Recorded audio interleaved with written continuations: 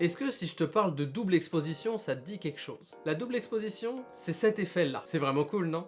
C'est un plan où tu vas devoir superposer deux images et par le biais de quelques petites techniques de montage que je vais t'expliquer, tu vas pouvoir garder la texture d'un plan pour le mettre dans l'autre tout en gardant la forme de ton deuxième plan. Dit comme ça peut paraître très compliqué, mais grâce à Filmora, tu vas voir, c'est très simple. Dans un premier temps, ouvre ton logiciel de montage, choisis ton premier plan que tu vas venir placer sur la track numéro 1.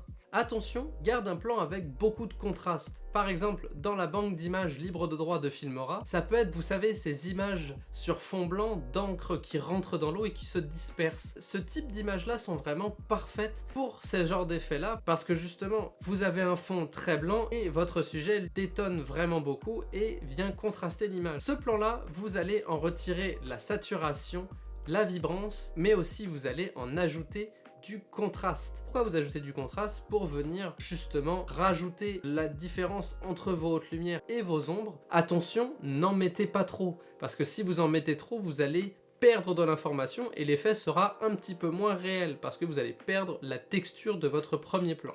Une fois que vous avez fini ces petits réglages dans la section couleurs de Filmora, vous allez choisir le plan que vous voulez voir dans la texture du premier plan.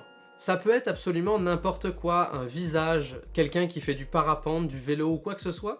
Libre à vous de l'essayer, mais ce que je vous conseille, c'est un plan qui est quand même assez large. Pourquoi? C'est que dans un plan large, vous avez à la fois de la texture, un sujet et du mouvement. Chose que dans un plan serré, vous allez peut-être pas avoir. Et comme il s'agit d'un effet qui ne prend en compte qu'une seule partie de l'écran, si jamais vous prenez un plan trop serré, ça risque de détonner un petit peu et de perdre son impact parce que vous allez manquer une partie de l'image. Une fois que vous avez choisi votre plan, vous allez retourner sur votre premier plan et vous allez aller dans la section vidéo à droite de votre écran. Une fois que vous y êtes, vous allez changer le mode de fusion de votre fichier pour passer de normal à éclaircir. Le mode de fusion, si tu ne sais pas ce que c'est la manière dont ton logiciel de montage va interpréter ton fichier. Et à partir de là, tu vas pouvoir voir l'effet de double exposition sur ton image et ça marche vraiment bien. C'est un effet assez cool que vous allez pouvoir placer dans différents types de vidéos, mais ça, pour la partie créative, je sais que vous n'allez pas nous décevoir. Et voilà, j'espère que cette vidéo vous aura plu. Si c'est le cas, n'hésitez pas à commenter, liker et à partager. Sur ce, je vous dis faites de bonnes vidéos, à la prochaine, ciao tout le monde.